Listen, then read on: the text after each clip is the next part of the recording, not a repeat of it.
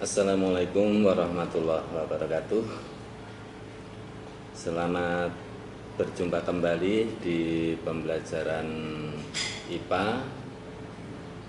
Pada pertemuan kali ini kita masih melanjutkan bab 2, yaitu tentang klasifikasi makhluk hidup. Kalau kemarin kalian telah mengamati tumbuhan dan hewan, ciri-ciri atau karakteristik dari tumbuhan dan hewan itu dapat dilihat secara langsung menggunakan mata. Nah, makhluk hidup itu tidak hanya yang berukuran besar. Ada makhluk hidup yang berukuran kecil atau disebut dengan makhluk hidup mikroskopis. Nah, untuk melihat atau mengamati makhluk hidup yang berukuran kecil atau mikroskopis, kita tidak bisa langsung menggunakan mata kita karena tidak terlihat. Maka kita memerlukan sebuah alat yang bisa digunakan untuk melihat makhluk hidup yang berukuran kecil. Nah, alat ini bernama mikroskop. Sebelum kita menggunakan mikroskop, tentunya kalian harus tahu nama-nama bagian dari mikroskop ini. Secara garis besar, bagian-bagian mikroskop ini terbagi menjadi dua, yaitu bagian optik dan bagian mekanik. Bagian optik itu yang berkaitan dengan lensa atau kaca, yang ada kaitannya dengan kaca. Kemudian bagian mekanik yang tidak berkaitan dengan kaca. Oke, untuk bagian-bagian mikroskop yang pertama adalah lensa okuler.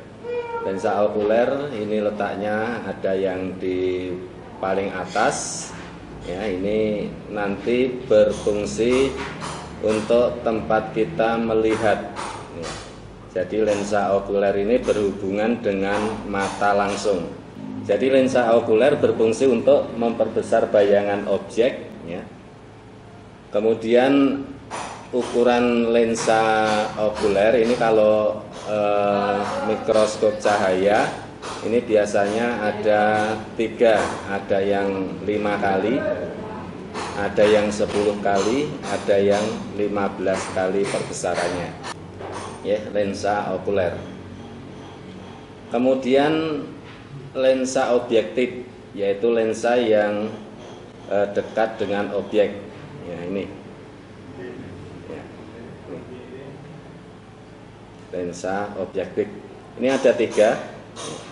Kita bisa memilih dengan memutar revolvernya ini. Ada yang perbesaran kecil kali 10, ada yang perbesaran sedang ini kali 40, ada yang perbesaran besar yaitu kali 100. Lensa objektif ini berada di dekat objek atau benda yang diamati, berfungsi untuk memperbesar bayangan benda juga. Kemudian bagian optik yang ketiga adalah diafragma. Diafragma kebetulan kalau mikroskop cahaya ini belum begitu lengkap ya, belum lengkap. Ini diafragmanya hanya diputar dari bagian depan ini, kemudian nanti di bawah lubang meja benda ini ada lubang diafragma yang ukurannya kecil, ukurannya sedang, ukurannya besar. Yang lubang ukuran besar berarti untuk cahaya yang masuk banyak, yang lubang ukuran kecil cahaya yang masuk sedikit. Jadi diafragma fungsinya untuk mengatur intensitas cahaya yang masuk ke lensa objektif. Kemudian bagian optik yang berikutnya adalah cermin. Ini ada di bagian bawah cermin. Ya. cermin ini ada dua permukaan. Kalau dibalik, ya ini bisa diputar dibalik ya. Ini. Ada permukaan yang cekung, kemudian ada permukaan yang datar. Kalau permukaan cekung ini digunakan untuk mengambil cahaya dari luar, dari cahaya luar ruangan yang berasal dari pantulan cahaya matahari. Kemudian kalau yang datar ini digunakan menggunakan cahaya lampu atau cahaya listrik. Berfungsi untuk mengarahkan cahaya pada objek. Kemudian bagian mekanik terdiri dari tabung mikroskop. Ini tabung mikroskop atau tubus ya. Ini fungsinya untuk menghubungkan lensa okuler dengan lensa objektif. Kemudian meja sediaan atau meja preparat, ini tempat meletakkan preparat atau objek yang akan diamati. Nah, kemudian klip atau penjepit, ini di bagian meja preparat tadi, meja sediaan, ini ada klip. Ini untuk menjepit, nanti untuk menjepit benda atau preparat supaya tidak jatuh, tidak bergerak. Kemudian bagian berikutnya, bagian mekanik dari mikroskop, ini adalah lengan mikroskop. Nah, lengan mikroskop untuk pegangan pada saat memindahkan atau membawa mikroskop. Nah, cara membawa mikroskop adalah memegang dengan tangan kanan pada lengan mikroskop, kemudian tangan kiri menyangga, kemudian ditaruh di depan dada. Depan dada ini bisa kita bawa ke tempat yang akan kita tuju. Itu cara membawa mikroskop. Berikutnya adalah pemutar kasar atau makrometer. Yang ini pemutar kasar. Ini bisa ada sebelah kanan dan sebelah kiri ya, berkaitan. Digunakan untuk menggerakkan tabung atau tubus tabung mikroskop ke atas dan ke bawah. Nah, ini kalau saya putar ya, ini tabung mikroskop bergerak ke atas. Kalau saya putar ke belakang, kalau saya putar ke depan, ini bergerak ke bawah. Kemudian yang kecil ini adalah pemutar halus atau mikrometer ya, mikrometer untuk menggerakkan atau menjauhkan atau mendekatkan ya, lensa objektif terhadap preparat secara pelan atau secara halus ya. Ini kalau saya putar, gerakan tabung mikroskopnya tidak kelihatan karena gerakannya sangat halus, namanya juga pemutar halus. Kemudian bagian kondensor, kebetulan ini pada mikroskop cahaya ini tidak ada kondensornya. Bagian ini ya, skrup, ini namanya skrup atau engsel inklinasi. Engsel inklinasi untuk mengatur sudut atau tegaknya mikroskop. Jadi ini bisa ditegakkan, bisa ditekuk ya, membentuk sudut seperti ini sehingga mata pengamat nanti bisa lebih mudah atau pas ketika mengamati benda yang kita amati ya, begitu. Kemudian yang terakhir bagian mikroskop adalah kaki mikroskop ya, untuk menyangga atau menopang mikroskop dan tempat kita menyangga mikroskop kalau kita membawa mikroskop ini. Entah itu dari tempat penyimpanan menuju ke tempat yang akan kita gunakan untuk mengamati, atau ketika dari tempat kita mengamati dikembalikan ke tempat penyimpanan ya. Ini bagian-bagian mikroskop. Berikutnya cara menggunakan mikroskop, ya, langkah-langkah menggunakan mikroskop. Yang pertama adalah mengambil mikroskop ini dari kotak penyimpanannya atau di almari, ya. Ini tidak usah saya peragakan karena mikroskop sudah ada di depan kita, ya. Langkahnya seperti tadi, ya. Yang penting kita memegang mikroskop pada lengan mikroskop dengan tangan kanan dan menyangga dengan tangan kiri pada kaki mikroskop, diletakkan di depan dada. Kemudian diletakkan pada meja yang rata. Usahakan tidak ada benda-benda yang tertindih oleh kaki mikroskop. Yang kedua, pasang lensa okuler. Ini lensa okuler sudah terpasang, ya, lensa okuler sudah terpasang.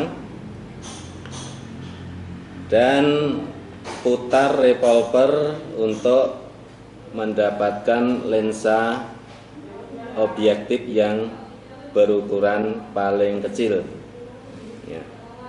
Kemudian turunkan dulu tabung mikroskop sampai pada posisi yang paling bawah.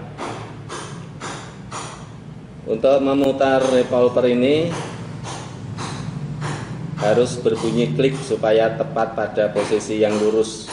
Langkah yang ketiga, cahaya tampak terang berbentuk bulat, lapang pandang. Berarti kita sudah untuk mengamati, ya.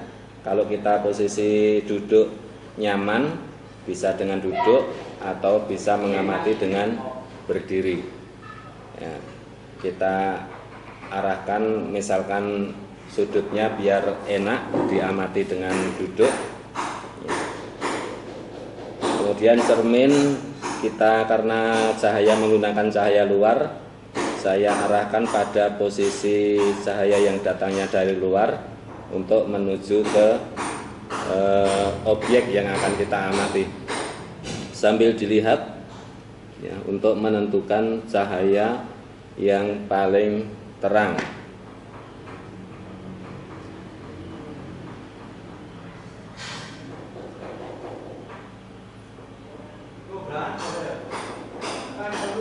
Ya, kalau sudah mendapat cahaya yang paling terang dengan ditandai bulatan, kalau dilihat bulatan terang, itu namanya lapang pandang.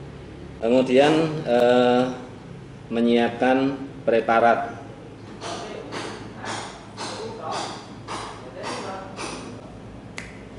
Nah, ini preparat ada dua macam, yaitu preparat awetan dan preparat buatan. Kalau yang saya pegang ini adalah preparat awetan, jadi preparat yang bisa digunakan untuk berulang kali, ya, sudah diawetkan. Ini misalkan preparat otot jantung,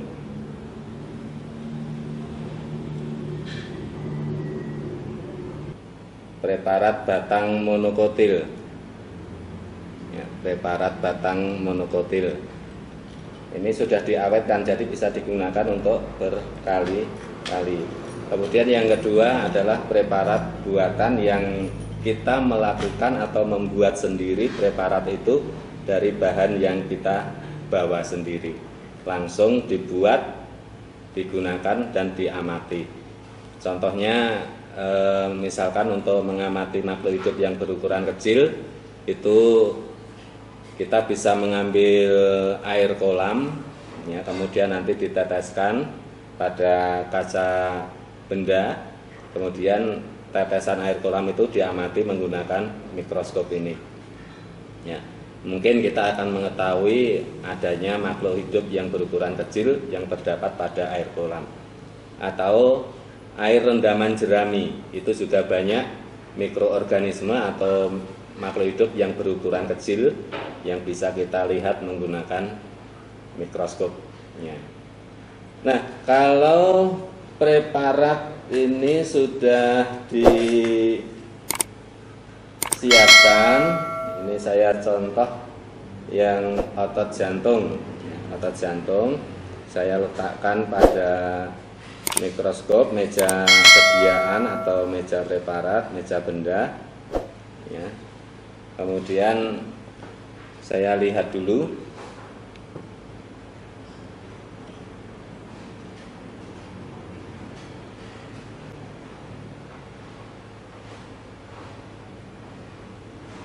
Ya, sudah tampak.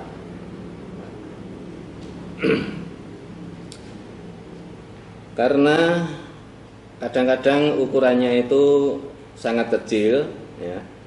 Kita menggunakan ini ukuran yang kali 5, lensa okuler kali 5, terus lensa objektif ini kali 10, ya. Mungkin hasil yang kita lihat belum begitu tampak jelas. Nah, kita bisa mengubahnya agar tampak jelas, ya. Diputar ke atas dulu supaya tidak menyentuh. Kita bisa mengganti lensa objektif dengan ukuran yang lebih besar, ya. Kemudian kita lihat lagi, ditentukan, ya, gambarnya akan bayangannya akan terlihat tampak lebih jelas, ya. Kalau selesai, ini preparat diambil, penjepitnya dibuka, kemudian preparat diambil.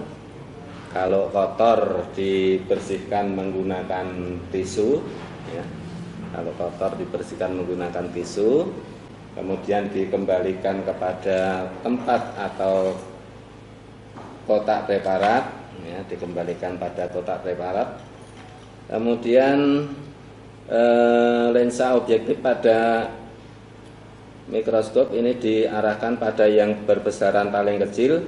Kemudian sudut inklinasi mikroskop kita kembalikan kepada posisi yang tegak. Nah, sudah selesai, tinggal kita bawa untuk ditaruh di tempat penyimpanan atau lemari penyimpanan mikroskop. Demikian untuk kita mempelajari bagian-bagian mikroskop dan cara menggunakan mikroskop, sehingga nanti diharapkan kalian bisa secara langsung untuk mengamati benda-benda yang berukuran kecil atau makhluk hidup yang berukuran mikroskopis.